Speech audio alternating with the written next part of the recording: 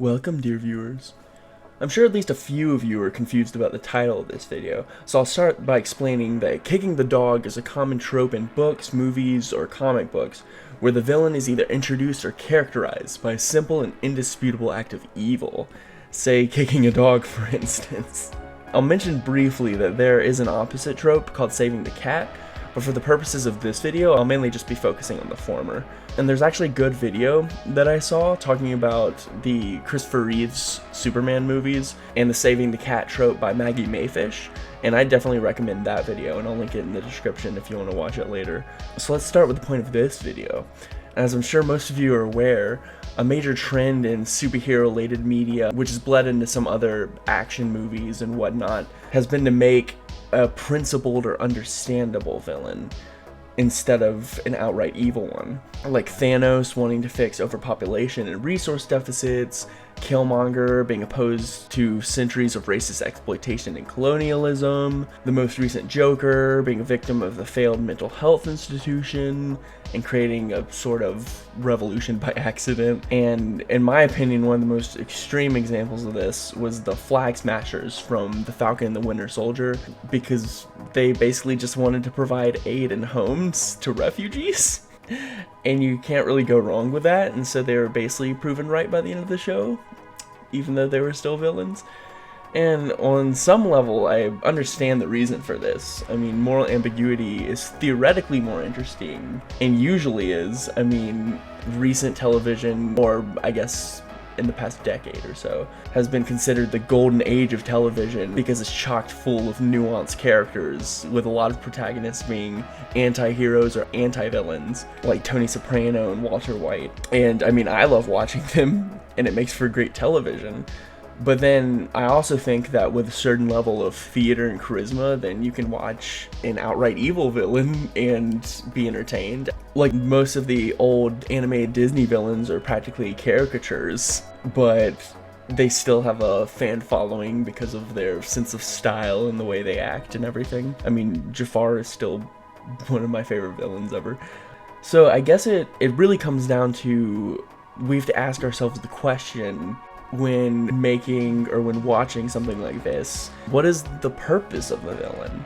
I mean, the easiest answer would be to be entertaining, and then you can kind of do whatever as long as people enjoy it. But I'd like to do a little more of a deep dive than that, and that's why I made this video.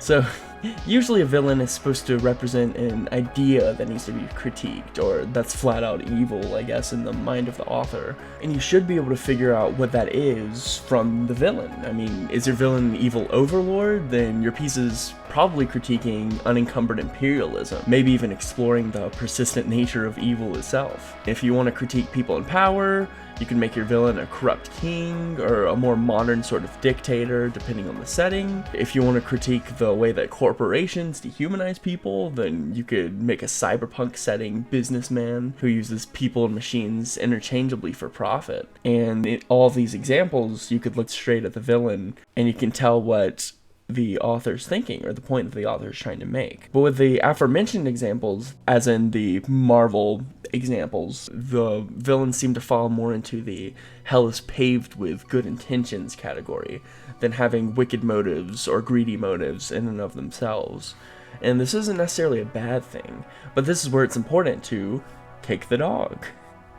So now you may be asking yourself, well, if the villain has good intentions but does random evil acts, won't that just look like bad writing? Well, it definitely can. In the Flag Smasher example, avoiding spoiler territory, the supposed villains, being the Flag Smashers, were so selfless, honestly, in the beginning of the show, and in their goals and in their beginning actions, that it felt pretty jolting when they would commit some random unnecessary act of violence, and it just felt like the writers were telling them to do that rather than something that they naturally do as characters, which is what you'd want to avoid. So then why would you kick the dog, I guess, in that case? Is what you're probably asking me right now, and I'd say, well, because they're villains. That may seem reductive, but a fact of life is that, I mean, dogs get kicked. Sometimes literally, sometimes figuratively. It's unfortunately true, and art reflects our experiences and anxieties about the real world.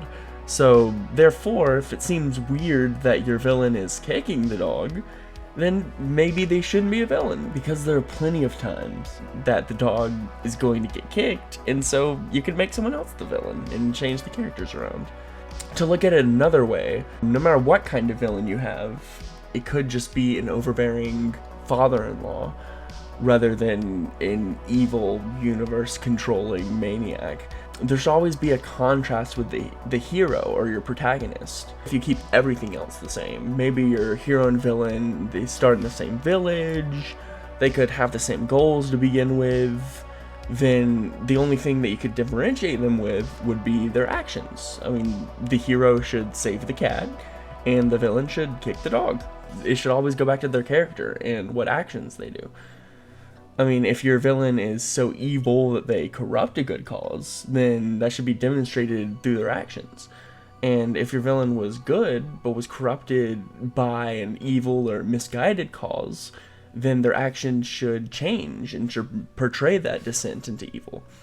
Now, as a quick disclaimer, I fully believe that art will continue to change and that plenty has and will be made that I can't even begin to think of myself. I mean, that's why we have so many different artists. And in fact, one of my favorite books ever now, even though I did read it recently, so it might be that recency bias there, but it was so good. It's called Daisy Jones and the Six.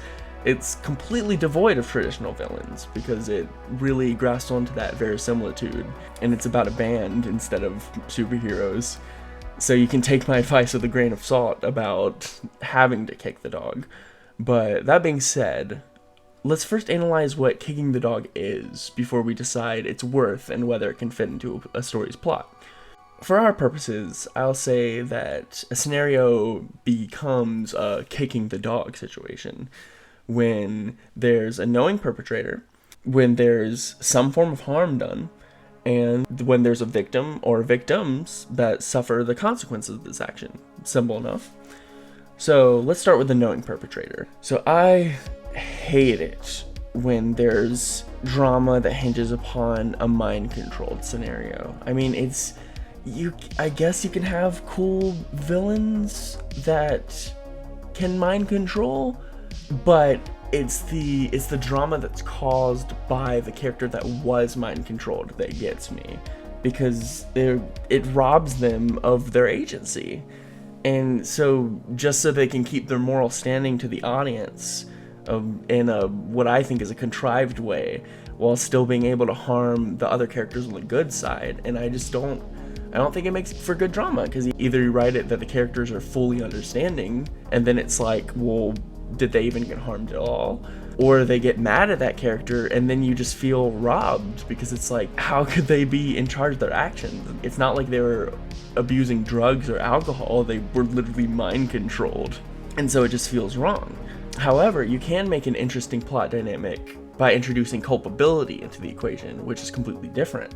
So this would be like if you had a commanding officer giving orders to a soldier on the field. It would bring up the question of who exactly is responsible for what, but everyone in this situation is still in control of their actions. And so this can create a tragic circumstance where relatively good people can do evil things just because they were ordered to. So this is like where a lot of Vietnam and other war movies will go, especially in American media, and they'll head in this trajectory, and it usually creates a good amount of drama and intrigue for the audience. But then we can get into a weird gray area of culpability, which is exactly how much coercion do you need to get rid of someone's agency, and when you should avoid that. And by this I mean, like, if someone's holding you at gunpoint and yelling at you to rob a bank, I doubt that the audience is going to condemn you for that or say that you're a bank robber because you were forced to under the threat of death. So while you can use coercion or extreme circumstance as a stepping stone for later deeds and decisions, I wouldn't use an action that can be morally justified as the sole example of kicking the dog. For example, a character fighting only for survival in the beginning of a story could lead to an interesting progression into a villain, but it rings a little bit hollow if everything they do is under the threat of death. and you're still trying to present them as a villain. I mean, I guess unless the theme you're trying to explore is how fear corrupts our actions, but in that case I think it'd be better if the character falls victim to their own paranoia and acts on it rather than a visibly real threat, and then it would easily present to the audience that they're perhaps doing something wrong, even if they're sympathetic. So for the next part, the harm done is pretty self-explanatory, but I'll add the caveat that the scale of the harm should fit the story. So if you're focused more on family drama or a small town setting, you could introduce something like murder or arson, but you probably don't want to introduce nuclear weapons or an invading army unless that's part of the central irony or plot of the piece, and then, I mean, it kind of immediately changes the setting from a small town to a war zone, in essence. But I would argue that the more personal the stakes, the more riveting they are, and the more that the audience can emotionally attach to them, which leads to my next part, which is based around the victims that suffer as a result from kicking the dog. So, kicking the dog, it can be this grand gesture of violence, but it doesn't have to be. And often it's most potent when the audience can see the emotional turmoil that it causes someone. So, the converse of that would be that if you had this huge amount of destruction, like a building or city or maybe even a whole planet being leveled, it can have very little emotional impact if there's no human, or I guess sentient element. It could be based on aliens. If that isn't shown, then it would come off as more of a spectacle than a tragedy. I mean, visually, the Death Star being destroyed is very similar to Alderaan being destroyed, but the context and framing couldn't be more different. So a great example of balancing large-scale destruction with the human element that I mentioned before, spoilers for a decades-old super popular comic, is in the finale of Watchmen, where New York gets destroyed by the main villain slash anti-villain slash anti-hero, kind of, Ozymandias, where we see not only the widespread destruction of New York itself, which, I mean, it elicits an emotional response because it's an actual city in the real world, but we specifically see the lives of characters that we followed in the comic just get extinguished in an instant by the decisions of this character, which is why it works as kicking the dog. And that example is more to show that you can absolutely create emotional stakes from grand gestures. But then I personally will gravitate towards more personalized areas. Someone getting yelled at in a scene can stick with you more than thousands dying on screen.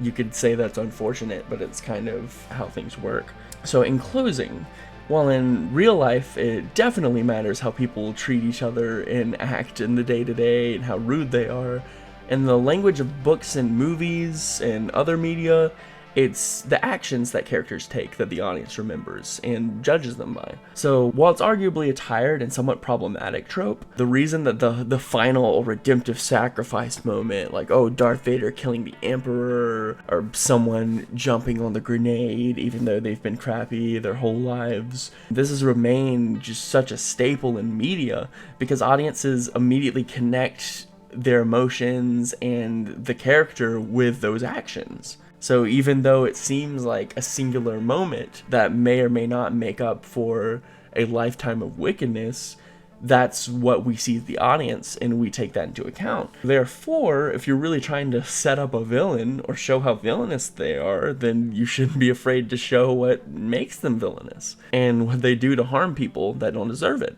aka you should show them kicking the dog. So any newcomers that have stuck around, welcome, and thank you for watching.